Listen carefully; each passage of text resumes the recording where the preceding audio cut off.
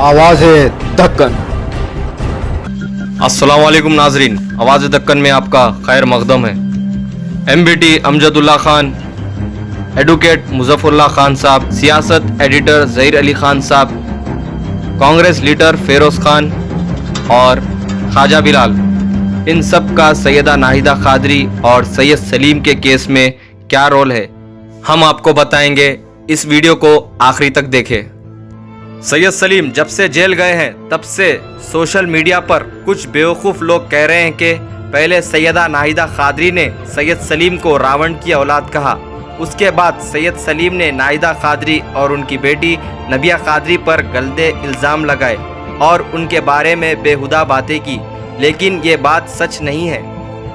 हकीकत तो ये है कि पिछले 3 साल से सैयद सलीम नाहिदा कादरी को बार बार सीता और हैदराबाद की कंगना कह रहे हैं, और जिस तरह से रावण ने सीता का अपहरण किया था उसी तरह मैं भी नाहिदा कादरी का अपहरण करूंगा। ये अल्फाज थे सैयद सलीम के। सैयद सलीम की ऐसी बातों को सुनकर नाहिदा कादरी ने सैयद सलीम को रावण की औलाद कहा। उसके बाद सैयद सलीम ने लगातार नाहिदा कादरी के फोटो सोशल मीडिया पर लगाकर उनको बदनाम करते हुए बेहुदा और गंदे बातें करते रहे और वीडियोस को अपने पेज के अलावा दूसरे फेक आईडीज के ज़रिए भी अपलोड करते रहे, और सैयद सलीम के ये तमाम हरकतों का डाटा नाहिदा कादरी के घर वालों ने पुलिस तक पहुंचा दिया है। इस वीडियो में हम आपको कुछ झलकियां दिखाते हैं जिसमें सैयद सलीम ने किस तरह नाहिदा कादरी के बारे में गंदे बातें किए और गंदे फोटोज भी अपलोड किए, और भी कई ऐसे एडिटेड फोटोज और वीडियोस जो हम आपको नहीं बता सकते। तो अब इनो है सीता। क्या है इनो? सीता जी है इनो, बिल्कुल नेक शरीफ सीता, समझे। अब मैं हूं रावण, मतलब रावण के खानदान का हूं। अब सीता को रावण क्या करे थे आप लोगों को मालूम है ना, लेके निकल गए थे रावण। क्या होना तेरे को, क्या मांगता, क्या दिल बोल रहा है तेरा? कंगना क्या चाहिए तुमको? तुम्हारा पूरा अंगना भर देंगे हम लोग। कंगना फिक्र मत करो, जफर रोड पे तुम्हारे को जो इस्तकबाल करेंगे हम। वहीं बड़े पायों की दुकान है, वहां पे बड़े के बेहतरीन ऐसा होंठा चिपकते रहते, ऐसा सा खाते, यूं खाता खाता चिपक जाते, उंगलियां चिपक जाते। और बाड़ी में जाने के बाद वो बड़े के पाए क्या होता होगा सोचो, वो शेरवा ऐसा लोग लेते जैसा ब्लैक मार्केट में कोई सामान बिक रहा, जरी देर में ख़त्म हो जाता जफर रोड पे। आपको भी खिलाएंगे, हम भी खाएंगे वो। उसके बाद देखो कैसा ऐसा चिपकना, ऐसा चिप चिप चिप चिप, बस बोलना इनफ, इंग्लिश में बोलते जाना, ओ नो इनफ, बस बहुत हो गया। अब मैं सुना ये वीडियो जो है वो उन्हें भी शेयर करी। कौन हो? अपनी हैदराबाद की कंगना रावत अपनी एक छोटी बेटी को भी लाके बैठाती, इतने बुरे मुंह की है।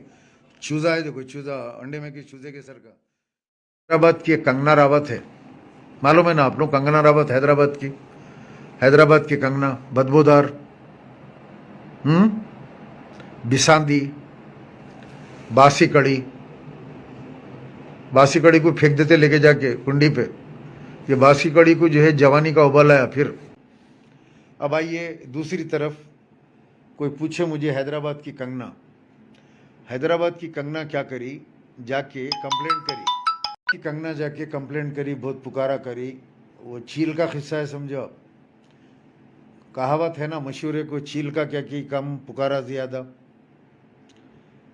मैं FIR की कापी मंगाया डाउनलोड करा के वकील से, तो वो अननोन आदमी के ऊपर बुक है, अननोन। इन्हें नीचे मेरा नाम लिख रही, लेकिन FIR है अननोन पर्सन। अब ना पुलिस मेरे को बुला सकती, ना वो मेरे पे कोई केस है। उसके ऊपर तो तेरा नाम भी नहीं लिए, ये चिपड़ी का नाम लेंगे अपन। पेट चीरे तो अलीफ नहीं निकल। अमजदुल्ला खान ने एक वेब चैनल पर इंटरव्यू देते हुए कहा कि नाहिदा कादरी के सुसाइड अटेम्प्ट से 2 दिन पहले ही मैं कार में से उतरकर नाहिदा कादरी से मिला और नाहिदा कादरी ने सैयद सलीम के बारे में तफसीलात बताते हुए कहा कि सैयद सलीम आपका ख़ास आदमी है, आप ही उन्हें समझा सकते हैं। लेकिन इस बात पर ख़ुद अमजदुल्ला खान ने कहा कि मैं सैयद सलीम के इशू पर आपकी मदद नहीं कर सकता। आप लोग अमजदुल्ला खान की वीडियो की झलक देख सकते हैं। अब उन्होंने जो है ठीक है, उनको क्या तकलीफ़ हुई नहीं मालूम। मेरी हमदर्दी नाहिदा कादरी के साथ पूरी हमदर्दी है। यहीं ऑफिस है उनकी, रोज़ आते जाते मेरी उनकी सलाम वाल की होती।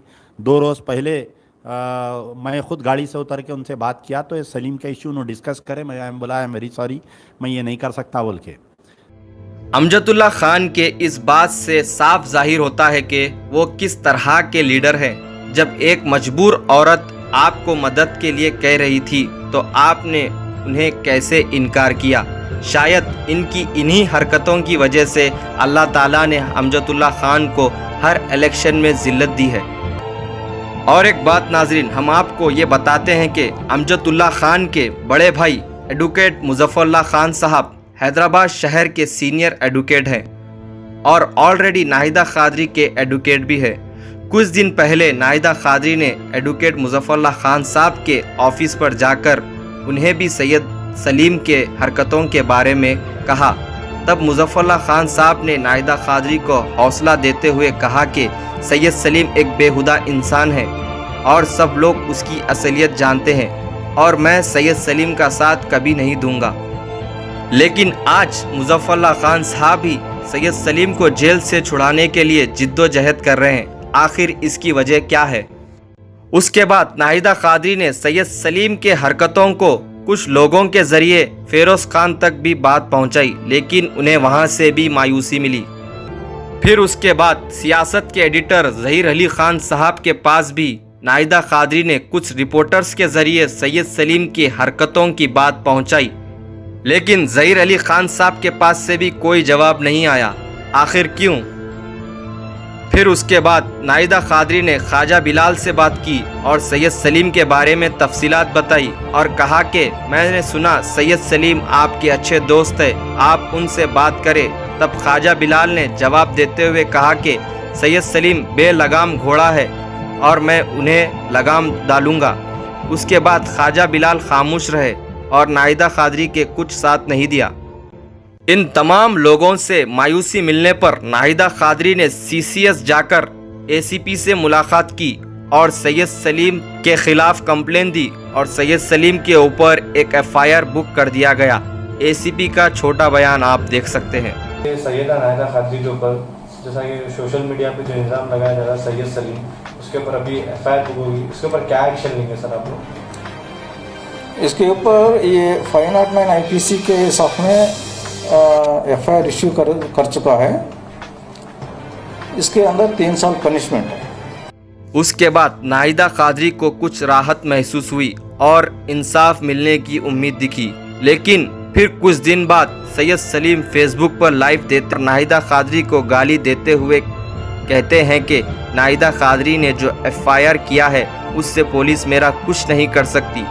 इस फेसबुक लाइव के बाद नाहिदा कादरी की सारी उम्मीदें ख़त्म हो गई और उन्होंने अपने घर में सुसाइड करने की कोशिश की और उनके घर वालों ने नाहिदा कादरी को चंद्रानगुट्टा ब्रिज के पास लाइफलाइन हॉस्पिटल में ले गए। डॉक्टर ने कहा कि इनकी हालत बहुत सीरियस है, आप इन्हें जल्दी अवेसी हॉस्पिटल लेकर जाए क्योंकि ये करीब है। और नाजरीन, हम आपको ये बात बताते हैं कि नाहिदा कादरी का घर चंद्रानगुट्टा गुलशन इकबाल कॉलोनी में है और इनका घर से अवेसी हॉस्पिटल सिर्फ 5 मिनट की दूरी पर है। वैसे तो हिंदुस्तान की आवाम जानती है कि नाहिदा कादरी एक ऐसी शख्सियत है जो बिना डर और खौफ के दुश्मनों का मुकाबला करती है। जब भी मुसलमान के ऊपर जुल्म होता है तब सबसे पहली आवाज़ नाहिदा कादरी उठाती है। जैसा कि NRC CAA के खिलाफ एहतजाज किया था, पुलवामा अटैक में हिंदुस्तान के जवान शहीद हुए थे, तब भी नाहिदा कादरी ने जवानों की शहादत पर बहुत बड़ा एहतजाज किया था।